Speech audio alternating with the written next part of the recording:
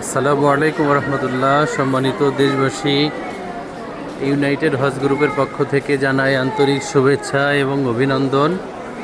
আপনারা দেখতে পাচ্ছেন হেরা গুহার আদলে এখানে একটি গুহা তৈরি করা হয়েছে। এটি আমাদের আমাদের সুলতান ভাই এখানে আছেন। হেরা গুহার আদলে এই গুহাটা তৈরি করা হয়েছে। এটি জমজম টাওয়ারের ভিতরে আমাদের ক্লক টাওয়ার যেটি, সেই টাওয়ারে আমাদের হাজি সাহেবদেরকে নিয়ে আমরা এসেছি। আমাদের সকল হাজি সাহেবরা এখানে, আমরা 9 তলায় উঠবো ইনশাআল্লাহ। আমাদের যে এখলেসার ভাই আসছেন 9 তলায়। আমরা ক্লক টাওয়ারের যে মিউজিয়াম আছে, কেমন, আমরা ক্লক টাওয়ারের মিউজিয়াম দেখবো ইনশাআল্লাহ। ক্লক টাওয়ারের যে মিউজিয়াম সেটা দেখবো আমরা আজকে। আমরা মসজিদে আবু বকরে সালাত আদায় করলাম, সালাতুল আসর।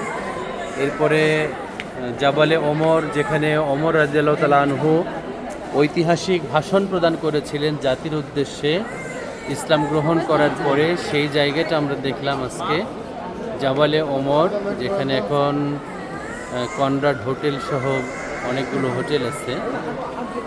ওইখান থেকে আমরা গিয়েছিলাম জীবন্ত কবরখানা, যেখানে আইয়ামে জাহেলিয়াতের সময় জীবন্ত শিশুদেরকে, নারী শিশুদেরকে কবর দেওয়া হতো। সেই জায়গায় আমরা গিয়েছিলাম, আমরা সেই জায়গায় দেখলাম। এখন আমরা 9ম তলায় ক্লক টাওয়ারে উঠব ইনশাআল্লাহ। ক্লক টাওয়ারে উঠে আপনাদের সাথে আমাদের দেখা হবে।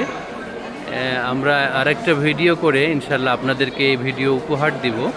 ক্লক টাওয়ারের যে মিউজিয়াম, পৃথিবীর সর্ববৃহৎ যে ক্লক ঘড়ি, সেইটা আমরা আপনাদেরকে দেখাবো ইনশাআল্লাহ। আমাদের জন্য দোয়া রাখবেন।